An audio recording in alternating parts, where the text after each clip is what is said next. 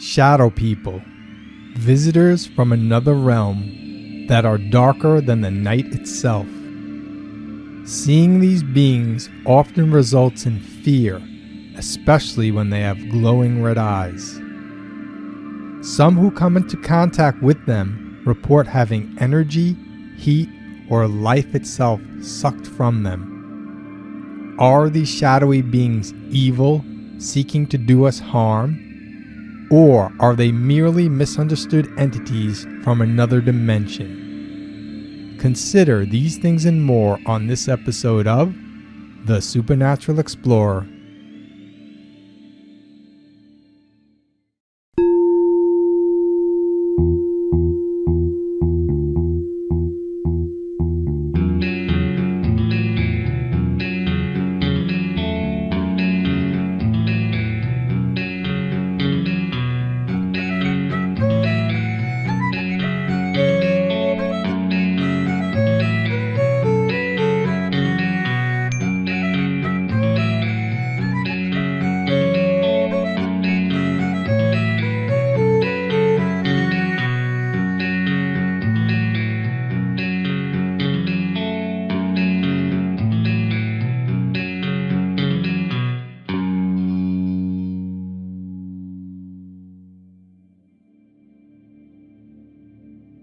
Hey, Supernatural Explorers!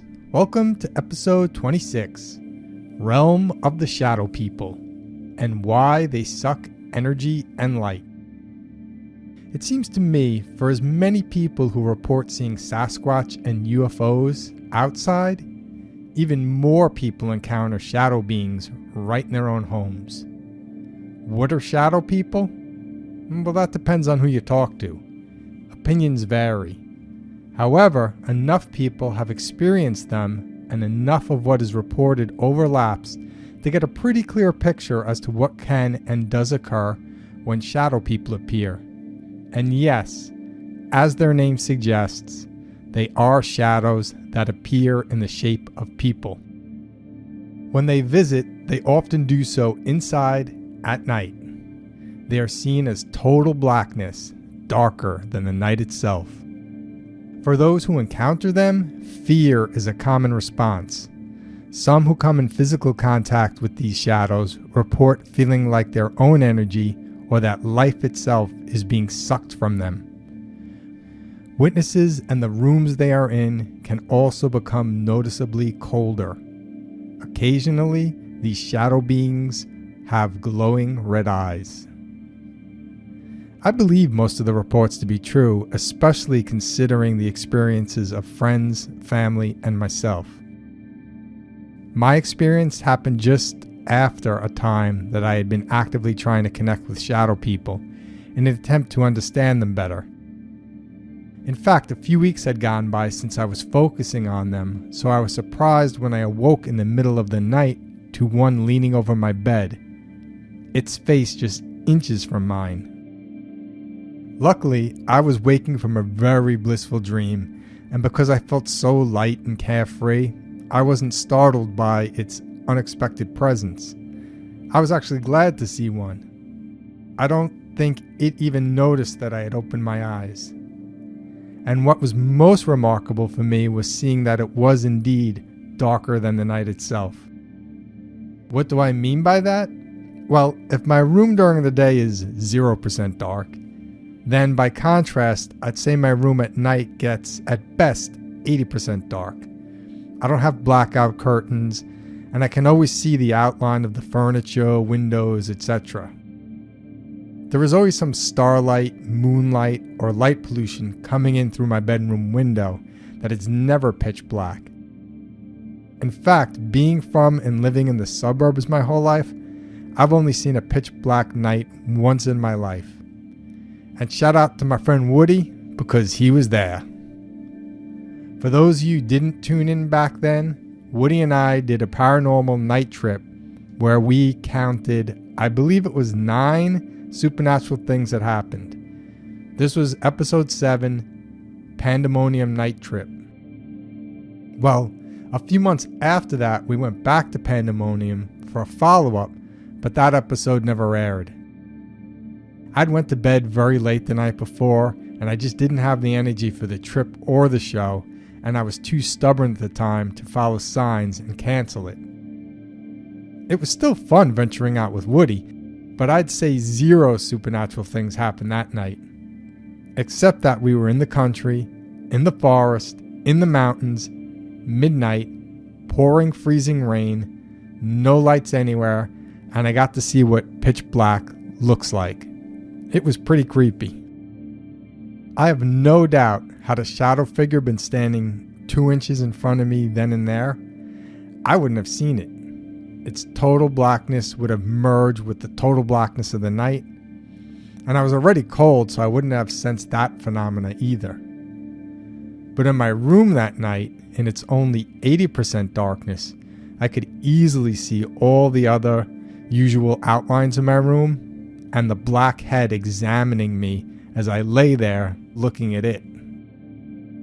Since I wasn't cold, didn't feel any fear or energy or life-sucking happening, and it really seemed more like a curious dog than any threat, and I love dogs, by the way, I smiled and gently shut my eyes and let it do whatever it was doing. I opened my eyes 2 or 3 more times over the next few minutes, and it remained in its same basic position until it was just gone.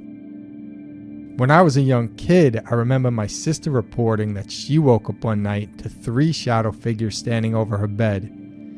She was frightened, but just because they startled her, they weren't doing anything but watching her.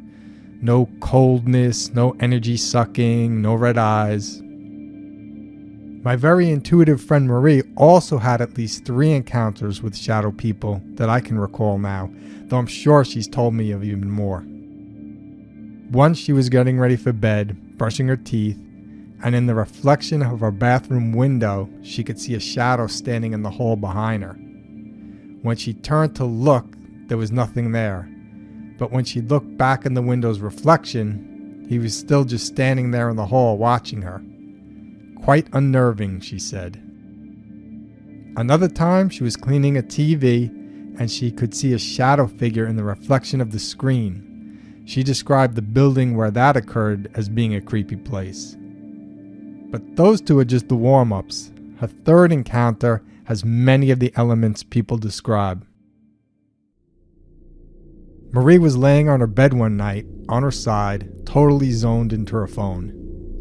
She felt a cool breeze on the back of her legs and intuitively started to roll back so her now chilly skin would be against the blanket.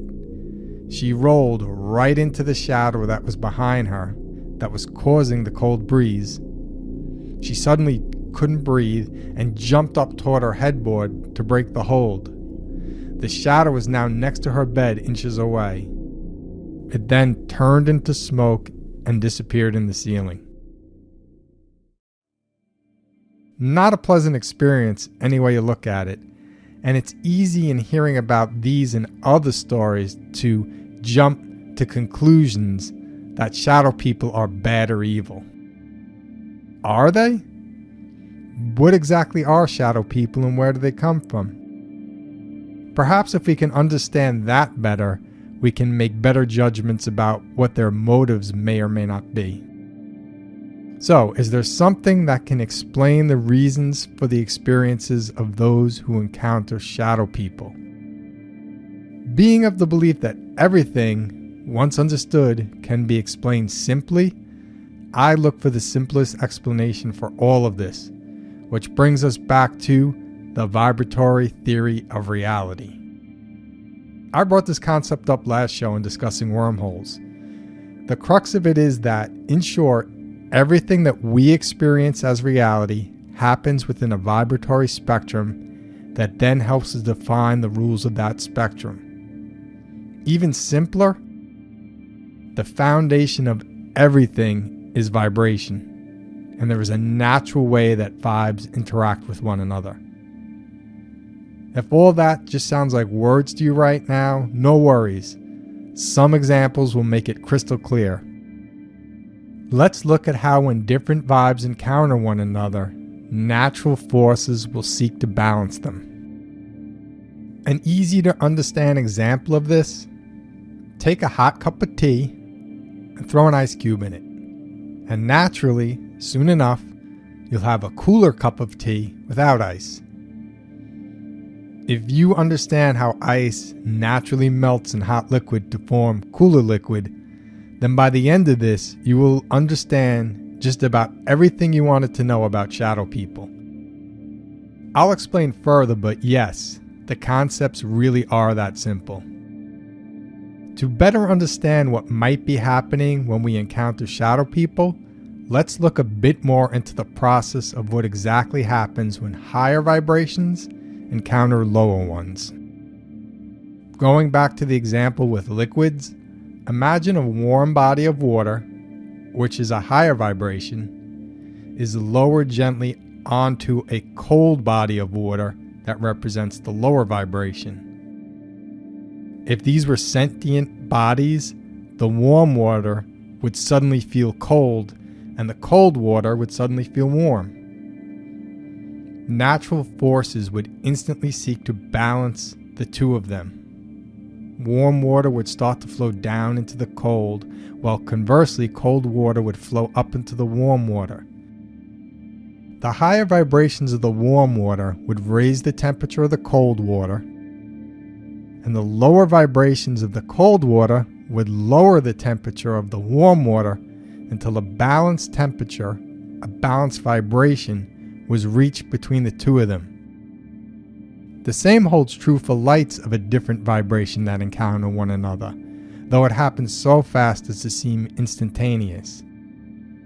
If you were to take a green light as a higher vibration and mix it with a red light that has a lower vibration, the natural balancing between the two would create a yellow light. And yellow is on the vibratory spectrum between green and red.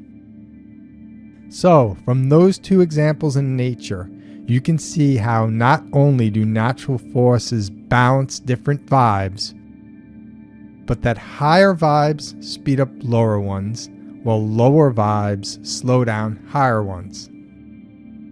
Last episode, we talked about naturally occurring wormholes and how light beings use them as passageways, like Sasquatch and ETs. I went on to clarify that these travelers were more likely raising themselves to a vibration even higher than light to do this.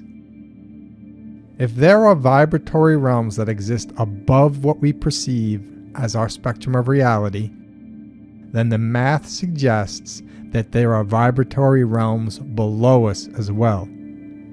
For the sake of examination, let's say for now that this lower vibratory realm is where the shadow beings come from. Will that make sense together with what we understand about them and what we understand about the vibratory nature of reality? Let's put it to the test. From my friend Marie's story and other stories, there is the phenomena of coldness associated with shadow people. If something from our realm, a higher vibratory realm, encounters something from the shadow realm, a lower vibratory realm, then it's not surprising that the same natural balancing would occur. Energetically, higher vibrations going to lower, and vice versa, could, as we've seen, be experienced by the higher vibes as getting colder, like the example of the warm water getting colder. On another level of subtlety, higher energies going into lower ones could feel like energy or life itself leaving you, being sucked from you.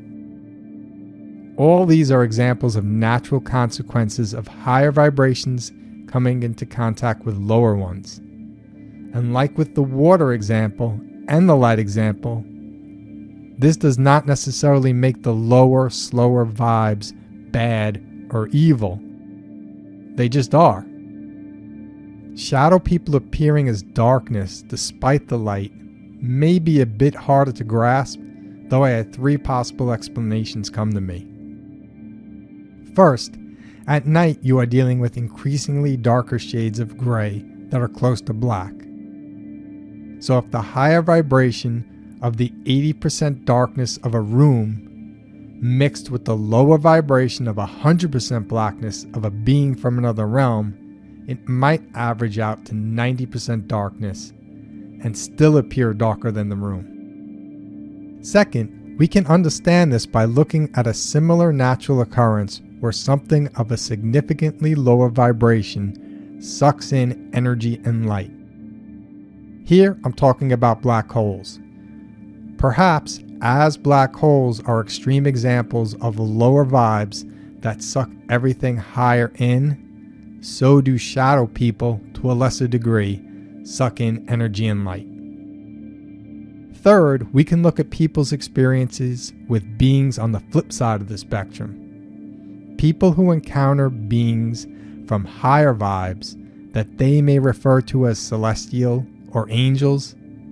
Even when it's a bright day, these beings are reported to emit light that is brighter than bright, brighter than the sun. People also report feeling as if their troubles, their lower vibes, are being lifted up off them, and that uplifting and energizing higher vibes are entering them, just like warm water does with cold water. And it's interesting when you look at things from that perspective, of us being the lower vibes seeking to interact with the higher vibes, because then you can wonder, when angels encounter us humans, regardless of our motives or intentions, are they like, ugh, these energies sucks again? Does us potentially being energy sucks to those on a higher vibe make us bad or evil? Perhaps, to no greater or lesser a degree than shadow people are. I mean, even when we encounter people of our own earthly realm, individual results are going to vary. But getting back to the reason for the analogy, if vibes from above can make things brighter than bright, could those from below make things darker than dark? Maybe. Something is definitely happening, and there are enough viable explanations for it. Definitely interesting to consider. And all this does make me question, if we humans look to beings of a higher vibratory level for guidance, might these shadow people be doing the same, reaching up to us for guidance? Perhaps. Oh, and before I totally forget, I think the only thing left to cover is people sometimes seeing shadow people with red glowing eyes. All I can say is that would jive, theoretically, with them coming from a lower vibratory level. If something was mostly darkness compared to us, but then could muster a higher vibe to produce light on our realm, red would be the first color, followed by orange, yellow, and the rest of the colors of the rainbow. Likewise, if beings had violet eyes, they might be coming from a higher vibe. So red does not necessarily represent evil, but may be the only light vibration they can muster. Now that we have all this additional information to consider, what can we do with it? How can we use it to help avoid or facilitate vibratory transfers with shadow people? In the episode about overcoming sleep paralysis and alien abduction, I talked about the power of belief. And belief does play into all of this as well. On average, most people don't routinely come into contact with beings from higher or lower vibratory realms. On average, most of what makes us us vibrates within the realm of our earthly existence, especially the parts that we sense. But as we are also learning, there are parts of us that do have the ability to travel to any point in space-time. Our consciousness or spirits that are only limited by our beliefs. Experience a rough week, let the world get to you more than usual, allow your self-care to slip a bit, and your unseen vibes can dip lower than normal and connect you to a lower realm, opening the door to its inhabitants. Have a great week, enjoying your relationships, communing with nature, eating and being healthy, and your unseen vibes could raise you up into a more heavenly realm and expose you to their inhabitants. Belief in, or just plain understanding, our unseen vibes certainly allows for better care and control. And disbelief does not make anything less real or discount one from experiencing higher or lower realms. If you do find yourself in a space where you are encountering a shadow being, and you're not curious like me, and you want to be left alone, then going positive, raising your vibe, is your best defense. For many, this means praying or calling on something higher than you to raise you up. Fear is the worst response because it will lower your vibe even more. But you can't tell people not to do something like don't be afraid, which is why I say to focus on the opposite, focus on something positive. If you're not afraid and your spidey senses aren't otherwise tingling, consider if the shadow person before you is perhaps seeking some help, some light, some higher vibes, and lovingly send some their way. Alright, for all you explorers and seekers out there, I hope this provided more food for thought and added something of value to your understanding of just how the supernatural might be at work here.